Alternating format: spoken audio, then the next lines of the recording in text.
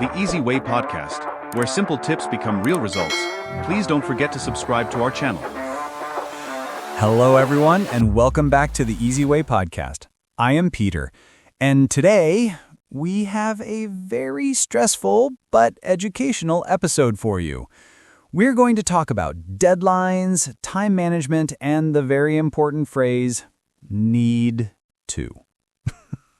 Hello, Peter, and hello to our listeners. I am Bella. I am happy to be here, but I must say you look a little bit tired today. Your eyes are red and you're drinking a lot of coffee. Is everything okay with you? You are very observant, Bella. To be honest, I had a crazy experience yesterday at the office. It was one of those days where everything goes wrong. I learned a big lesson about checking my calendar, and I want to share it with everyone. Oh, I love hearing about office disasters. It makes me feel better about my own mistakes. Please, tell us what happened. Where were you and what were you doing when the panic started? Okay, let me set the scene. It was Friday afternoon around 4 p.m. I was sitting at my desk in my home office. It was raining outside, so the room was a little dark. I was relaxing because I thought I had finished all my work for the week. That sounds like a lovely start to the weekend. You were probably thinking about watching a movie or ordering a pizza. It is always dangerous to relax too early on a Friday afternoon. Exactly. I was watching a funny video on my phone. Suddenly, my computer made a loud ding sound. It was a notification from my calendar. I looked at the screen, and my heart stopped beating for a second. That ding sound can be terrifying. What did the notification say? Was it a meeting with a boss, or did you forget a birthday? Please tell me you didn't forget a meeting. It was worse. The notification said, "Submit monthly finance report. Deadline 5 p.m." I looked at the clock. It was 4:15 p.m. I had completely forgotten about this huge task. Oh no! That is a nightmare. You had 45 minutes to do a report that usually takes 2 hours? That is impossible. The pressure must have been intense. It was intense. This is the climax of my week. I jumped out of my chair. I spilled a little bit of water on my desk. I said to myself, "Peter, you need to focus right now." I was panicking. Need to focus is the perfect phrase there. It shows a strong necessity. So what was your first step? Did you cry or did you start typing like a crazy person? I wanted to cry, but I didn't have time. First, I realized I needed to find the data. I opened 10 different spreadsheets on my computer. My screen was full of numbers and charts. It was a mess. That sounds chaotic. Opening too many windows can slow down your computer. Did you find the information quickly, or was it hiding from you? I couldn't find the sales figures for last month. I realized I needed to call the sales manager, John. But John usually leaves the office early on Fridays. I was praying he would answer the phone. Calling someone at 4:20 p.m. on a Friday is risky. Most people are already mentally at the beach. Did John answer, or did you get his voicemail? He answered on the third ring. I shouted, "John, I need to get the sales numbers immediately." He was surprised, but he sent them to me in 2 minutes. That saved my life. That is very lucky. So you had the numbers. Now you needed to write the summary and format the document. That takes time and patience. How did you manage that speed? I typed faster than I have ever typed in my life. My fingers were flying across the keyboard. I kept repeating to myself, "I need to finish. I need to send this." It became a mantra in my head. Repeating "I need to" helps you stay motivated. It reminds you that there is no other option. It's not something you want to do. It's something you must do. Exactly. At 4:59 p.m., I finished the last paragraph. But then I saw a big problem. The internet connection started to slow down. The loading circle was spinning and spinning. No, that is the classic movie ending. The internet always fails at the most critical moment. Did you restart the router or did you scream at the computer? I screamed a little bit. I said, you need to work. I disconnected my phone and used my mobile data hotspot. It was a desperate move. I watched the upload bar go from 10% to 50%. The suspense is killing me. It was like a bomb countdown in an action movie. Did the email leave your outbox before the clock struck 5 p.m.? The bar hit 100% and the message sent appeared at exactly 4:58 p.m., 2 minutes before the deadline. I collapsed in my chair. I was sweating and exhausted. Wow, that is too close. You survived, but I bet you learned a lesson. That adrenaline rush is not good for your health on a Friday afternoon. I definitely learned my lesson. After I sent it, I realized I need to check my calendar every morning, not just once a week. It was a wake-up call for me. That is a great example of need to for obligation. Now, let's develop this topic a bit more. We use need to for things that are necessary, not just things we desire. Yes, for example, I want to watch TV is a desire. I need to pay my bills is an obligation. If I don't pay, I have problems.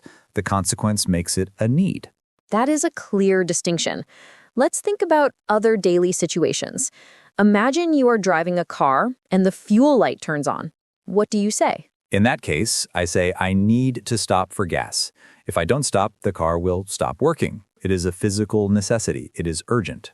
Exactly. Or think about health. If you have a really bad toothache, you don't say, I want to see a dentist. You say, I need to make an appointment. True, the pain forces you to act. We also use it for rules. For example, at the airport, the security officer says you need to show your passport. It is a law. It is mandatory. Need to is softer than must, but it is still very strong. You must show your passport sounds very strict. You need to show your passport is standard and polite. That is an interesting nuance. Must can sound a bit aggressive or too formal. Need to is the most common way Americans express obligation in conversation. What about the past tense? In your story, you said, I realized I needed to find the data. How does the pronunciation change there? Good catch. In the past, we add ed. It's spelled Needed. We pronounce the extra syllable. Need-id. I needed to call John. Many students forget that extra syllable. They say need to, even for the past. It's important to hear the id sound. Yesterday, I needed to work. Let's practice with another example. Bella, imagine you are cooking dinner for friends and you realize you have no salt. What do you do? Oh, that is a disaster. I would say, I need to go to the store right now. Or, I need to ask my neighbor for some salt. It is an immediate requirement. Perfect. And what if you are just tired? Is sleep a want or a need?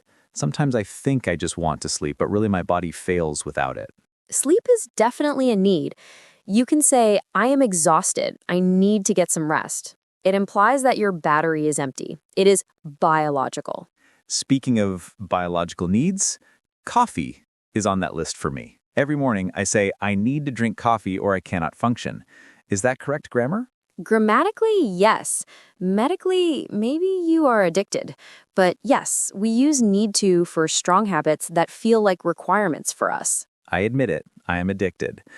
But let's go back to the work context. What if you make a mistake, like my late report? What do you say to the boss? You should use need to show you're taking action to fix it. You can say, I need to apologize for the delay, or I need to correct this error. That shows responsibility. Instead of just saying sorry, you're saying there's an action you're obligated to take. It sounds very professional. Exactly. It shifts the focus from the mistake to the solution. I need to ensure this doesn't happen again. It's a promise of future action. I definitely said that to myself yesterday. I need to organize my schedule better. It is a commitment I made to myself. So the structure is always subject plus need to plus base verb. I need to go, she needs to study, we need to leave. It is very consistent. Don't forget the S for he, she, it. Peter needs to focus. Many people drop that S. It is a small letter, but very important. Yes, he need to go is incorrect. He needs to go is correct. That third person S is tricky for many learners. I think my computer also needs to be updated. That is probably why it was so slow yesterday. That is another use, talking about objects. Ooh, that is a slightly different structure. The car needs washing, or the computer needs to be updated. Passive voice, that is a bit advanced, but good to know. Let's stick to the simple active voice for now. I don't want to confuse our listeners after my stressful story. Let's keep it easy. Agreed. Let's do a quick role play. I will give you a problem, and you tell me what you need to do. Ready? I am ready. Throw the problem at me. Problem. You are at the airport, and your suitcase is too heavy. The airline staff stops you. What do you say? Ooh, good one. I would say, I need to remove some items, or I need to pay for the extra weight. Correct. Another one. You are in a library, and your phone starts ringing very loudly. Everyone is looking at you angrily. Embarrassing. I would say to myself, I need to turn it off immediately, or I need to go outside to answer. Perfect. You identify the obligation instantly. It is a reflex. This phrase helps you react to the world around you. It really is one of the most useful phrases in English. We use it dozens of times every day without thinking. It drives our actions. It drives our lives. We need to eat, we need to work, we need to sleep. It's the vocabulary of survival and society. And sometimes we just need to relax, like I did after sending that email. I closed my laptop and didn't open it until Monday. That was a very smart decision. Balancing work and rest is a necessity too. You need to take care of your mental health. Speaking of taking care, we need to take care of our listeners by reviewing what we learned today. It is time for the review section. I love this part. Let's consolidate the knowledge. We will review the key vocabulary words from Peter's Stressful Friday. The first word is deadline. This is the time or date by which a task must be finished. The deadline was 5 p.m. A very stressful word. The next word is task. A task is a piece of work or a job you must do. I had a huge task to finish. Then we have focus. To focus means to pay close attention to something. I need to focus on my work. It is about concentration. We also used urgent. This describes something that requires immediate action. The email was urgent. It cannot wait. And finally, the star grammar structure, need to, used to express necessity or obligation. I need to improve my time management.